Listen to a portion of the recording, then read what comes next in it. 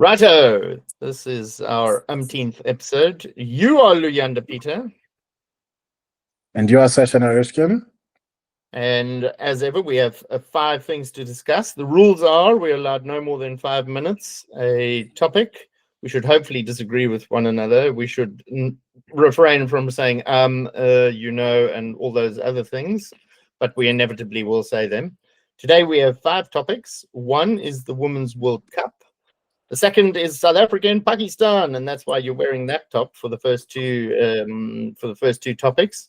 Then third one, we're jumping straight into a pile of prickly pears or into a hornet's nest. Race in South African sport, and 4 iconic sporting venues, and then number 5, for want of a better name, we're calling it the Fun 5. We're going to start recording.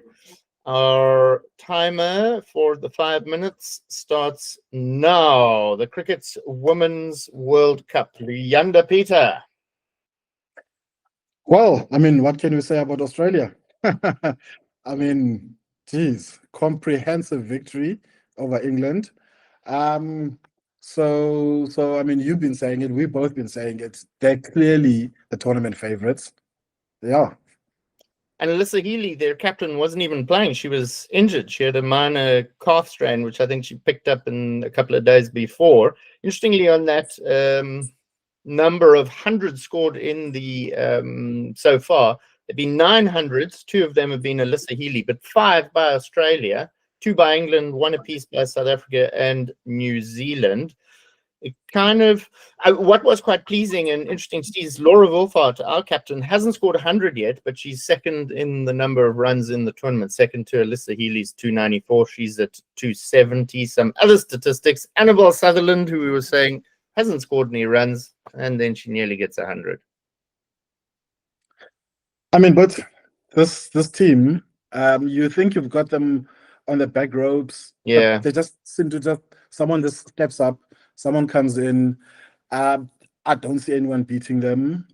I am hoping, though, that in the semis, anything can happen. If they get to play against someone like in India, we know the Indian captain, Harmanpreet Kaur. I'm sorry if I'm mispronouncing her name. She has one of the greatest World Cup cricket innings across both men's and women's, where she scored 171 against Australia in one of the previous World Cups. So hopefully she could step up, and help us knock Australia out. And then we can play India in the final. Yeah, but that would mean beating England, who, in a complete reversal of fortune, we were for a couple of days sitting top of the table with 10 points from 6 games. And now we have a net positive run rate because we absolutely clobbered Pakistan in a rain-interrupted match. Gee, if it went to 50 overs, we might well have clocked 400 there. Nadine de Klerk, there's some Klusner-esque numbers in there, reminiscent of the 99 World Cup. She now has a strike rate of 150. She's at 10 sixes, 15 fours. That's 2 boundaries every 9 balls. That's not quite our batting from when we were kids, right? Nah, she's been incredible. Remember, I've been singing her praises since the beginning of the tournament. She's just, I just love the way she plays. She kind of goes out there, no fear, takes the bowlers on, even in bowling. And this is what I like about her, that she's a proper all-rounder. She'll take the wickets, and then she'll come back and she'll go by 50, a quick fire 50 for you, So I love it. Love it. A lot of old people, with all due respect, doing well in this tournament. But tell me a little bit more about 18-year-old Karabo Mezo. She's from Johannesburg. Interestingly, she debuted at exactly the same age as Sune Loose and Laura Wolfhard, who seem to have been playing forever, but yet they're still in their 20s. Tell me something you know about her. Not too much, but she is an exciting talent. And I think she is going to play for a long time in this team. Batter, wicketkeeper, so she gives us that extra betting option. Of course, she didn't do so well in this last game against Pakistan. I think she got a second ball duck, but certainly a talent to look forward to. What what our kind of win streak has done is that it's allowed the coaching staff to bring in players that might not have played. I mean, Karabo Meso has had a chance. The fast bowler Dumisa Kukune has been given a chance, where she might not have had we been, in a bit of a trouble. So so I'm loving the fact that we're doing well. It's giving other players a chance. Yeah, the only thing I could actually find out by Karabo Meso is she actually got a scholarship to play cricket in Northern Ireland. I can't think of any other women's player in our team who actually has got a cricketing scholarship. And maybe that represents maturity in the sport itself. We were talking about women in sport, but if women are able to get sporting, there I went and said, sorry for that, get a bursary, that represents some sort of win in cricket. 100%. Cool. So we move on to our next section. Right on to our very next topic. Woohoo! The Proteas. Yeah, what an incredible 2-match series. It would have been lovely to see a third match, but clocked off a win this morning by 8 wickets. So before we start, I need to eat humble pie. Me too. In our last segment, I said, pod, I said that we don't have the spinners to win on the subcontinent, and we don't have the batsmen to win on the subcontinent. Well, Keshav Maharaj, Simon Hammer, they've all proved us that, well, hang on, we can go and take 7 wickets. We can win on the subcontinent as spinners.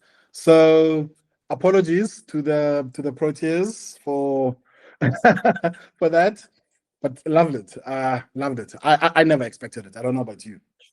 Yeah, I'm certainly not after the first test match, and especially after losing the toss. I think the big difference was the lower orders. So there was some sort of statistic, the last 5 wickets for South Africa and the last 5 wickets for Pakistan. Pakistan have a woeful record with their last 5. I think the worst out of all the teams playing the World Test Championship, and South Africa, I think, are second on that list. But great rearguard action from KG, who scored his career first 50, and in fact that's his first 50 in all first-class cricket, a 71.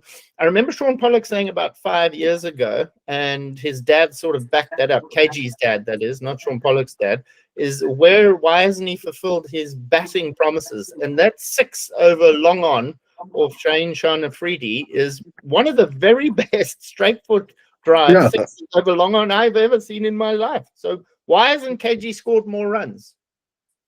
Well, perhaps they must bring him on as a night watchman so you can get a 200 like old Dizzy Gillespie from Australia. But lovely, man. We've always known that he can bat, but obviously he comes in so low down that he has to just, swing the bat, chase runs. But this time, he had a chance, he had a time to apply himself, and we can see why, as a schoolboy cricketer, he was rated as an all-rounder, and I mean, he has the potential to be an all-rounder. In fact, Sean Pollock did say, I remember when watching KG, he said he's got a few test hundreds in him. So I was willing him on, and I was more willing him on to get Sen Mutasami over the line, who ended up with 89 not out. Actually, man of the series, obviously 11 wickets in the first match, and probably the defining moment in the test match. He looked incredibly comfortable against what was a tricky pitch. Yeah. Again, man, my humble pie. I don't know how many I should eat. I should have a steak and kidney, because really, I just didn't think this team was going to get over the line in this series. I mean, the stats you had one of our previous episodes where you said South Africa has only won 1. I was wrong. They've won twice. They won a game back in 2007. So this is their 3rd victory in Pakistan. But still, Pakistan is such a difficult place to go to. But also the fact that they don't get to play a lot of home matches, I guess because of the security situation in their country. So very difficult for people to kind of know the conditions because you don't go there enough times. I mean, we go to Australia and England enough, and India enough times to kind of know the conditions in those countries. Pakistan, we don't. So this is such a wonderful victory. What it does do, obviously, it says in the World Test Championship rankings, because we've won now. It's some points for us in the bag. So yeah, great start for our World Test Championships. And on next to India, where they will play 2 test matches. The first one in 14th of November, but 6 white ball matches before that, where David Miller will captain the ODI side. Lungi Ngidi back, and then 2 young talents, Luyanda, Pretorius, and Kwenamapaka. They're going to be back in action very shortly. Yeah, I'm looking forward to that. Very exciting. I mean, the 2 players we mentioned, Kwena and Luyanda, what more can be said about them? Luyanda in his SA20, I mean, what did he do? He just smashed everyone around the pitch. So looking forward to that series. Fun fact, just to show, and they both played for the same schoolboy side at one stage, yeah? St. Stephen's. Nice one.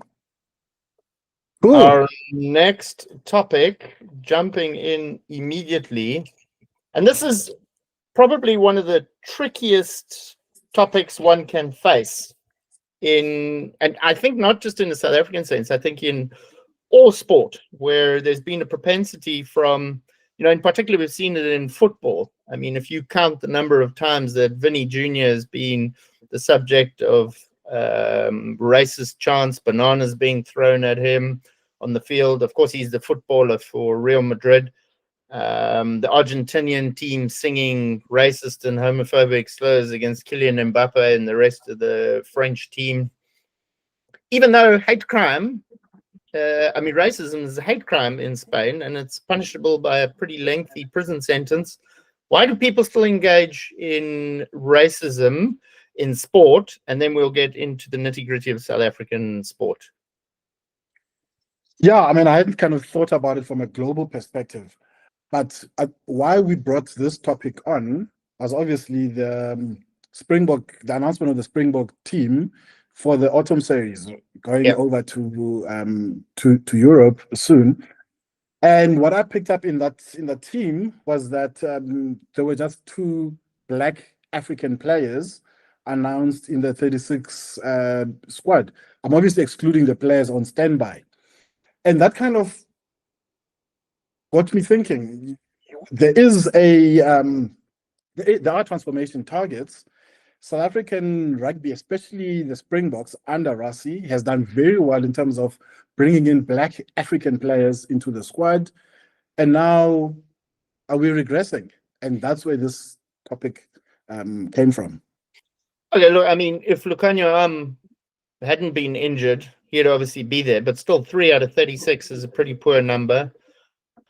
Bongi, is he on his way out in terms of, sort of physical fitness? Maybe Makazole Mpipi is reaching the end of his career, but who else is in this? If you were to talk about it, who do you think from a Black African perspective missed out?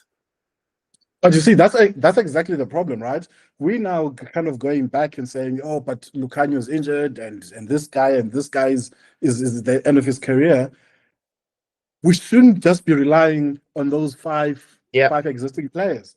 Where is the pool of other players that are coming up, that are playing at URC level?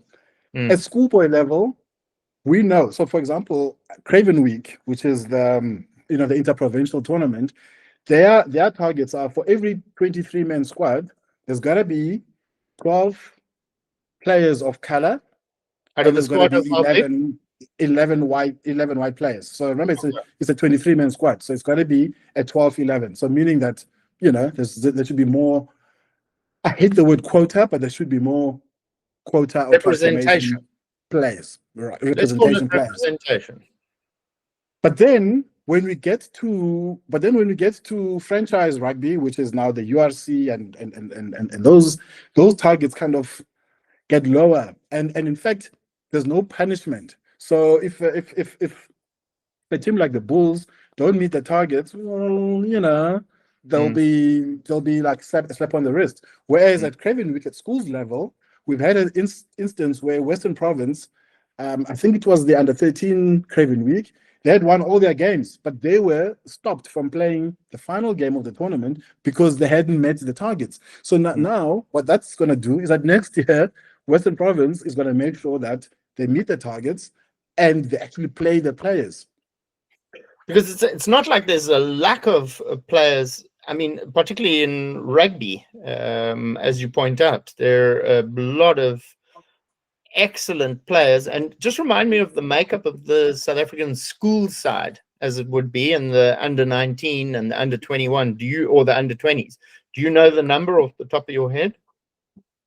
I mean, I don't. I hadn't kind of dug deep into that. But again, when those players get selected, they do perform, right? I mean, we saw at the recent under-20 Rugby World Cup how our scrum half and our fly half, I forget his surname, Hashim, I think, and then the fly half was Vusi Moyo. They basically were probably our two best players of the tournament. In fact, they were probably the two best players of the tournament, period, across all the teams that participated. So the talent is there, but why are they not coming across at senior levels and being given the opportunity to participate? I think this topic warrants maybe 4 or 5 segments. Maybe we can continue it next time because there's so much that I've written here that we haven't got to. Definitely this segment, I think what we should do is kind of pick a particular topic. So school rugby only, and then cricket, etc. Yeah. Okay. But on to our next one. So, iconic venues. Yeah, as you pointed out, you watch a lot more sport than I do from all sporting codes. What is the most iconic darts venue? No, I'm kidding. What is it? Do you know the answer? No, but it's probably a pub in the UK somewhere that everyone frequents. No ways. They play in front of crowds of thousands. It's particularly big sport in the UK, Scotland, and the Netherlands. It's obviously an indoor sport. But you take it away. I mean, what are your favorite iconic sporting stadiums? So what I did here is I looked at not just where the venue is, I looked at a multiple kind of factors to determine, is it easily identifiable? Have there been major battles in the past? All of those factors. So my top 3, which will probably get a lot of debate. My top 3, number 1, Wimbledon. Number 2, Madison Square Gardens, which is a boxing and now also an NBA venue. And then number 3, Lords. Now you're going to say to me, geez, 2 in the UK and you've been to Lords. I think when you watch a Wimbledon, even if it's not during June, July, when it's on live, you just know it's Wimbledon. It's so iconic that there is no other venue kind of like it. And I think Lords is similar. So those are my top 3. But let me hear your top 3, and then we can maybe have a debate. I don't know. I mean, I thought I would pick a South African cricket stadium because I know Lords is iconic. And we had this discussion off air as what was the best cricket stadium in South Africa. Now, we've all been to some of them. I mean, for me, for atmosphere, St. George's Park, even though it's small in Gqeberha, and when the band gets playing and everyone in the open stand starts singing, is actually I've experienced very few other stadiums anywhere in the world where they'll just sing for 2-3 hours, and it's not fake. It's not like anyone's brought about. So is that part of your top 3 globally, or are you just talking South Africa? Because I think let's have that. Yeah, I was just talking South Africa, and obviously for beauty, Newlands, but I'm going to say for cricket grounds in South Africa,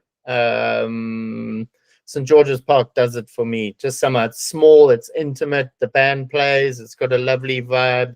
So for me, and then then I was wondering about a football stadium. I think a full soccer city between Chiefs and Pirates, where everyone is getting excited. The Vuvuzelas are going backwards and forwards. That is goosebump stuff right there. And for rugby, I actually couldn't pick one. Maybe a full Ellis Park with the All Blacks in South Africa playing. That probably doesn't get bigger from a spine tingle than that one. So strangely enough, so from a South Africa point of view, so remember I've given you my 3 global iconic venues. From a South Africa point of view, I had Wanderers in there, but I've actually got the old F&B Stadium, right? And for some of the reasons you've mentioned, right, it was the home of black soccer for the longest of times. But the one thing about that stadium, which was an interesting fact, besides the fact that I was there at the last game and Sean Bartlett scored the last goal ever at the old F&B Stadium before it was demolished. But the interesting thing about that stadium, it used to have on the one side, it used to have this stand that was like quite a tall stand. The whole stadium didn't have enough toilets.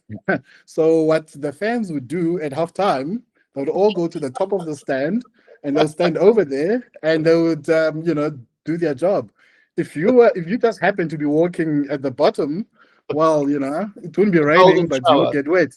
But iconic stadium. I think, obviously Orlando stadiums might come in there, but the old F&B Stadium was black soccer in South Africa, and a full F&B Stadium. Even now, I mean, now it's even bigger, right? At 94,000 fans, but nothing beats that from a South African. So that would be my most iconic South African ground. And when everyone used to jump up and down in unison, it used to shake. Loved it there. Loved it.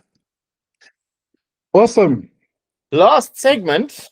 Ooh, what have you got for me today, Mr. Peter? I actually had an iconic one that was just broken. I'd written it all down, and then KG Rabada went and got 71 because, before this, and the comparison was, it was Alan Donald's birthday the other day, the original fast bowler in South Africa, then Dale Steyn, and obviously Sean Pollock and Mackay Ntini, and now KG. He passed Alan Donald's record during the World Championship final, and he had never scored, never mind a test 50, a first class 50. And my question to you was, who has more first class 50s, Alan Donald or Kagiso Rabada? Oh, okay. So I'll go KG then. No, Alan Donald scored 155 in first class cricket. But the astonishing fact is that Alan Donald has played 224 more first-class games than KG Rabada. And because we're sitting in a white ball era, he probably will never reach that. But give me yours. I'm ready for you. So mine, I'm taking us back to school rugby. Whoa. So Grey College in Bloemfontein, founded in 1855.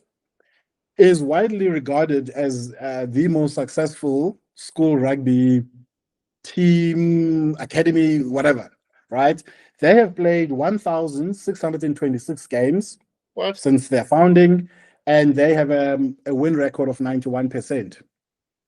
This is a school that has had 29 unbeaten years, and they once went 85 matches unbeaten. So from 1985 to 1991, they were unbeaten. Whoa. My question to you is, which school has won the most matches against Grey Bloem?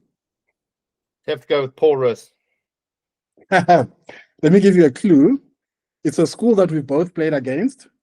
And in fact, it's a fun fact. It's a school where my first ever rugby match for the mighty under 11 Bs in 1987 was against the school. It cannot be St. Andrews. No. Graham College. So it's Queen's College. Oh, wow. In Komani, Queenstown in the Eastern Cape. They have won 19 games out of the 61 that they have played against. So crazy to think that. You would have thought Paul Roos, Paul Jim, you would have thought Affies, but no, it's Queens. Wow. In the Eastern Cape. I got a new segment for you. This is true or false, Mr. Peter. You have to go very quickly with these ones. Okay. So, True or false? Venus Williams has more Wimbledon singles titles than her sister Serena. true. It is false. It was true at one time. Serena has 7, Venus 5. Venus won her last in 08 and Serena won her third in 09. So if I asked you this question 20 years ago, it was true. True or false? Susie Bates has captained New Zealand for both basketball and cricket. I'm going to say true. It is true. At the 2008 Olympics, Susie Bates captained the New Zealand team for basketball. Now, this is a tricky one. Elise Perry, who plays cricket for Australia, has also played football for the Matildas.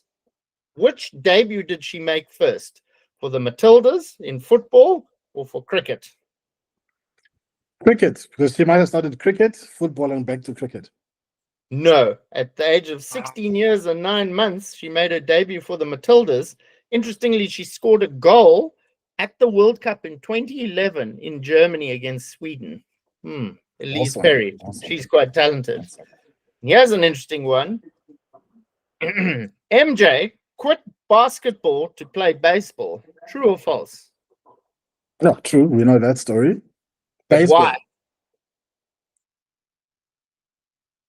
Was it not after his father had passed on? Correct. So it's something to do with gambling. I mean, I've seen the documentary. I just don't remember the info. Exactly. It is true. He played minor league contract with the Chicago White Sox. True or false? South African cricket captain Laura Wolfhard was deputy head girl and had 6 distinctions. False. She was head girl. And she had 7. tricky one. And I sent you a picture of her singing in a musical. Singing, no, I saw that. It's been floating around. All these women cricketers, super talented. Right, and that ends our show. Thank you very much, Mr. Peter. Until next time, where we will continue our discussions in all things sporting from South African perspective. Until the next time. Well, not just South African, I think global. But yeah, loving these chats from Cow Corner. Cheers.